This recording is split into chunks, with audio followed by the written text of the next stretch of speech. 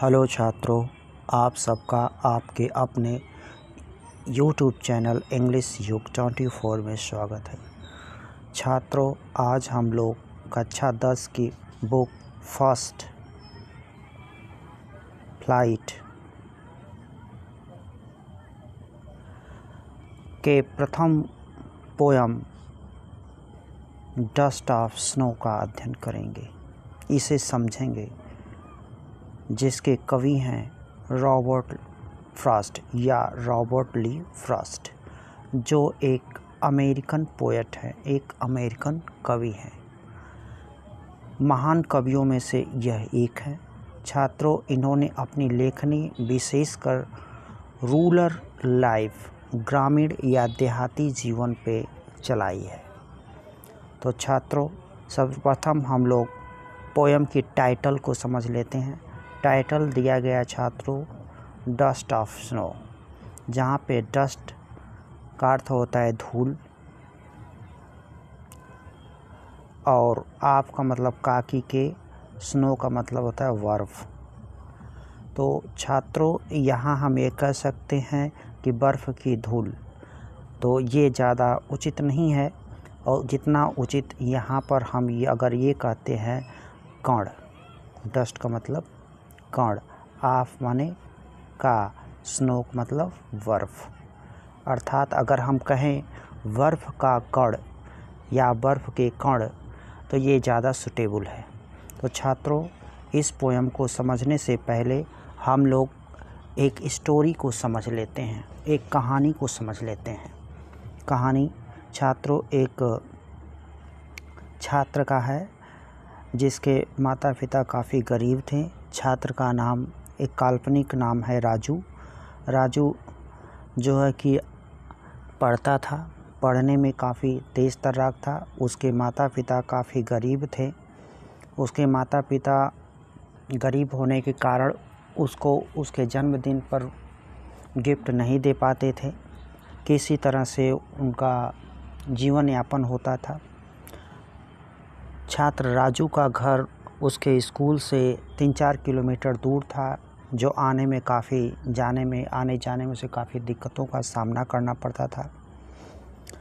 वह अपने माता पिता से साइकिल की मांग करता था। उसके माता पिता जो उसे उसके बर्थडे पर वो गिफ्ट प्रदान करने का वादा करते थे, लेकिन जैसे ही उसका बर्थडे आता था, हर साल वो गिफ्ट देना भूल जाते थे। एक तरह से भूलने का तात्पर्य यहाँ है छात्रों कि उनके पास पैसे का अभाव था, वो खरीद नहीं पाते थे। एन केन प्रकार 3-4 साल ऐसे ही उसका बर्थडे निकल गया। लेकिन एक बार राजू ने जिद ठान ली कि इस बार अगर मुझको इस जन्मदिन पर साइकिल नहीं मिली तो मैं पढ़ना लिखना सब छोड़ दूँगा, मैं घर छोड़ दूँगा, मैं घर छोड़ के फरार हो जाऊँगा। तो छात्रों, आप लोगों से ये आग्रह है कि आप लोग राजू की तरह अपने माता पिता से इस तरह के कटु वाक्य का प्रयोग न करेंगे।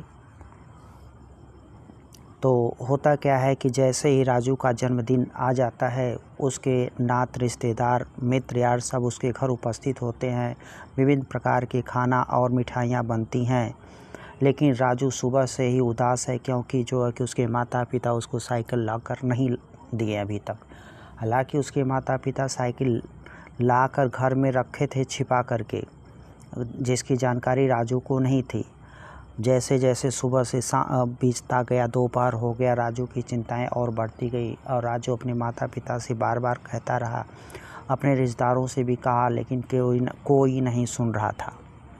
और छात्रों, लास्ट में लगभग 4 बजे के आसपास जब वो एकदम से जिद कर लेता है, नहीं मैं केक नहीं काटूंगा, मैं काटूंगा ही नहीं जब तक मुझको साइकिल नहीं मिलती है, तब उसकी माता जाती हैं, जिस चादर से साइकिल को ढका रहता है उस चादर को हटाती हैं और कहती है, देखो बेटा, इधर तुम्हारी साइकिल यहाँ पर है। लेकिन उसे विश्वास नहीं होता है, वो देखता ही नहीं, वो तो जिद कर पे बैठा हुआ है। और उसके 2-3 दोस्त देखते हैं साइकिल, चिल्लाते हैं, कहते हैं, देखो राजू, तुम्हारे लिए बहुत बढ़िया साइकिल आई है, खरीदी गई है। तो वह देखता है उसके बाद, और देखने के बाद जब उस साइकिल पा जाता है तो काफ़ी खुश हो जाता है और केक काटता है, खुशियाँ सब में बांटता है। तो छात्रों, इस कहानी के आधार पर हम इस पोएम को समझेंगे, क्योंकि इस कविता में कवि जो है वह कुछ समय के लिए उदास रहता है और कुछ समय उसका दिन अच्छा रहता है। तो छात्रों, देर न करते हुए हम लोग सीधे कविता पे चलते हैं। कविता आपके सामने इस प्रकार है। पोएम है द डस्ट ऑफ स्नो, जिसके लेखक हैं, जिसके कवि हैं रॉबर्ट ली फ्रॉस्ट, जो एक अमेरिकन है। तो छात्रों, कहा जा रहा है कि the way a crow soak down on me the dust of snow from a hemlock tree. बताया जा रहा है कि द वे ए क्रो, जिस तरह से, यहाँ रास्ते से नहीं है, तरह से, जिस तरह से एक कौवे ने सॉक डाउन मतलब हिलाकर गिरा दिया, ऑन मी मेरे ऊपर, जिस तरह से एक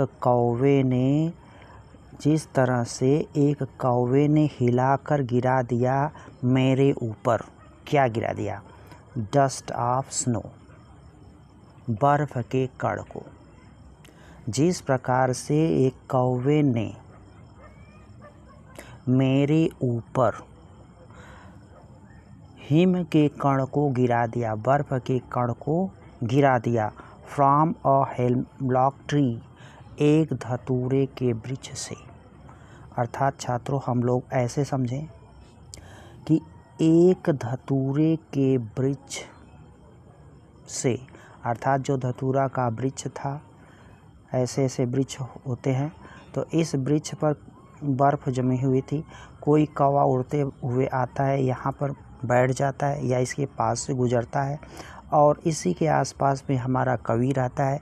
तो कह रहा है कि फ्रॉम अ हेमलॉक ट्री, जैसे ही वो कौवा उस पर आकर बैठता है या उसके पास से गुजरता है, तो उसके पंख से उत्पन्न कंपन की गति से वह हेमलॉक ट्री हिलता है, थोड़ा बहुत उसकी पत्तियां हिलती हैं, तो उससे जो स्नो थे, जो बर्फ़ के कण थे, वह नीचे की तरफ गिरते हैं। जब वे बर्फ़ नीचे की तरफ गिरते हैं, तो वहीं पे हमारा कवि उपस्थित था या उससे होकर गुजर रहा था, तो उसके कुछ कण, बर्फ़ के कुछ कण उस, अर्थात हमारे कवि के ऊपर गिर जाता है।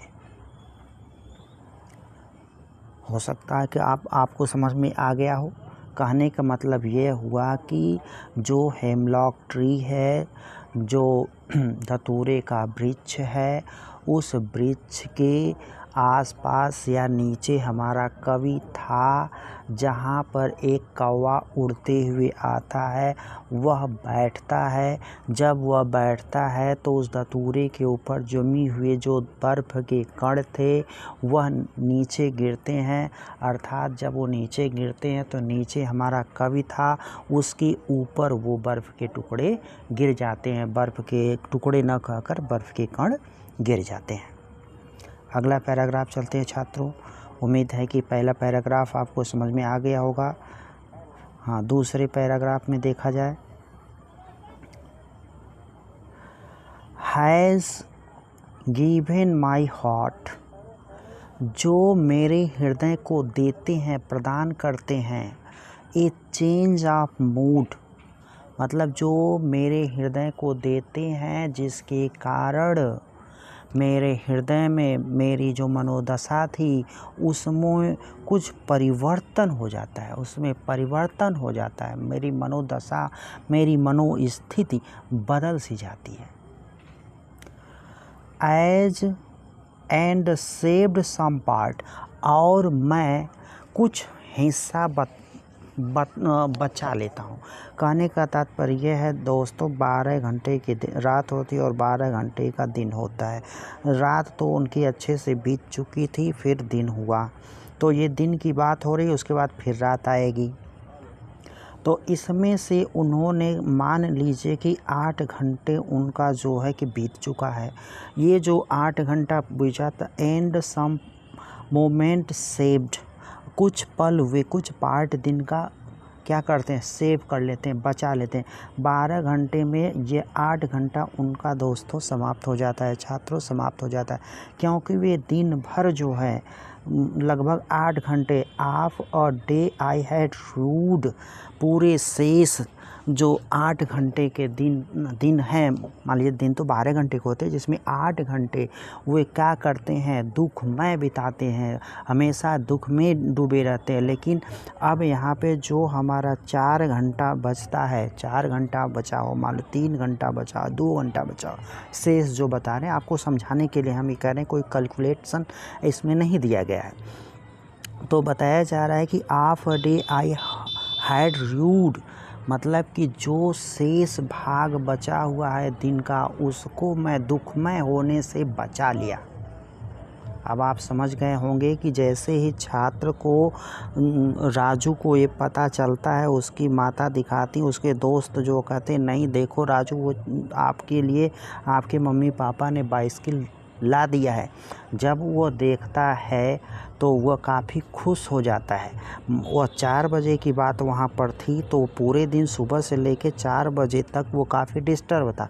अब यहाँ पे मान लीजिए 7 बजे शाम हो रही हो या 6 बजे, तो अगर 7 बजे हो रही है तो 3 घंटे, और अगर 6 बजे हो रही है तो 2 घंटे उसके पास शेष बचे हैं, बाकी पूरी 12 घंटे की रात बची हुई।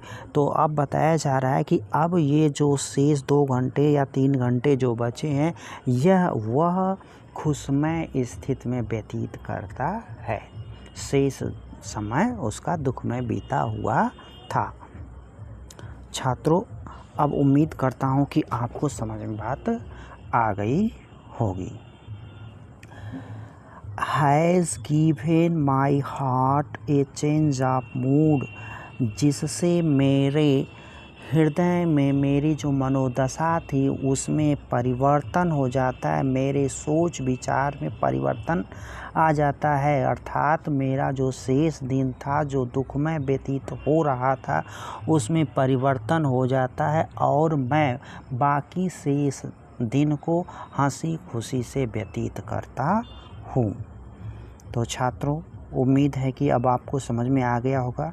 इस पोएम की जो ग्लॉसरी है, जो डिफ़िकल्ट वर्ड्स हैं, वह तो यहाँ पर बुक का है, और उसके बाद हमने डस्ट ऑफ स्नो के जो ये सब हैं, आप अबाउट द पोएम पढ़ेंगे और अबाउट द पोएट पढ़ेंगे तो थोड़ा बहुत आपको जानकारी होगी। तो जो डिफ़िकल्ट वर्ड है आप यहाँ से पढ़ लेंगे। इनिशियल, प्रारंभिक, इनिशियली शुरू से या प्रारंभ से, रियलिस्टिक यथार्थवादी, सजीव, डिपिक्शन वर्णन, और उसके बाद यहाँ से पोएम के भी शब्द दिए गए हैं, हार्ड वर्ड। तो छात्रों, उम्मीद करता हूँ कि आप सबको हमारे द्वारा ये जो सूचना दी गई है पसंद आई होगी। तो हमारे चैनल, यूट्यूब चैनल इंग्लिश युग 24 को लाइक करें, अपने दोस्तों में शेयर करें, और साथ ही साथ हमारे इस नए चैनल को सब्सक्राइब करें तथा प्रोत्साहित करने के लिए आप कमेंट भी कर सकते हैं।